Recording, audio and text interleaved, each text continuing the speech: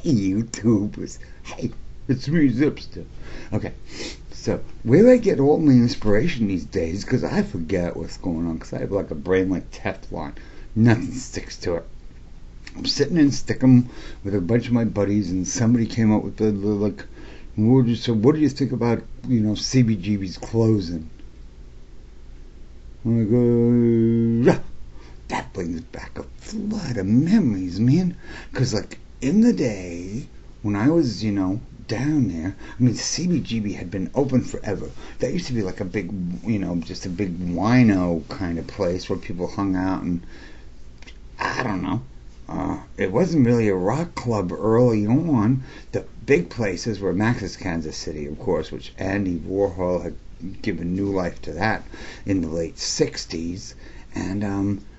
And Club 82, which had always been a celebrity hangout, because it was like an underground kind of private club. So unless you were like Liz Taylor or like her hairstylist or something, you couldn't even get in.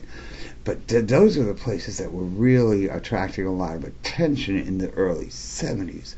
The glam days, and when we had all these rock stars coming over from England doing tours with like $1 billion in their pockets.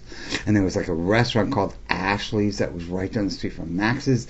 And Ashley was actually, what the hell was he? He was like the manager of some fabulous group.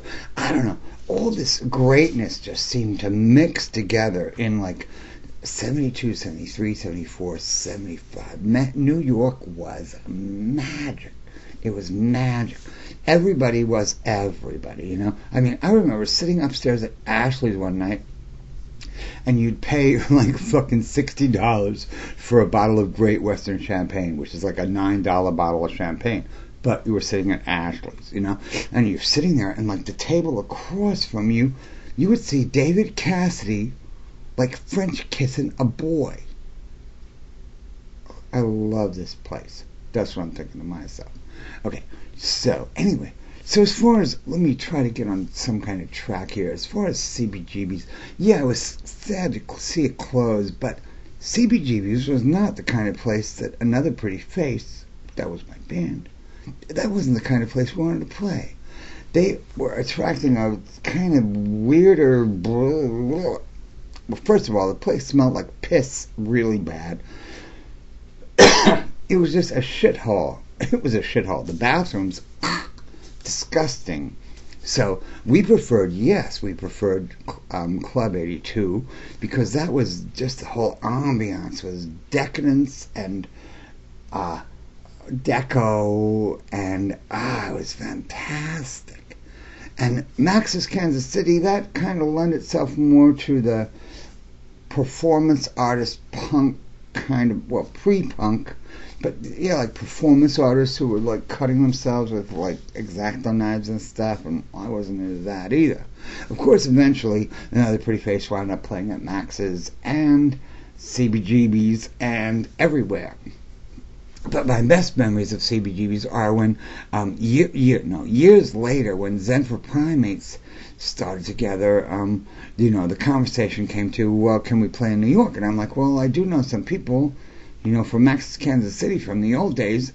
And so we got in touch with, like, Haley Crystal, who owned the place, and he's like the sweetest fucking old hippie ever in the history of the world. And so Zen did a whole bunch of shit down there. We actually did a whole live tape that, man, I wish would turn into a CD someday, because it was really kind of sweet. But yeah, when they said they were closing, I was sad that a legend was dying, but not quite as sad as I was at like the Cavern where the Beatles used to play turned into like a disco, and it's too bad. But at least, they closed CBGB's. The bathrooms probably got cleaned, because it was disgusting down here.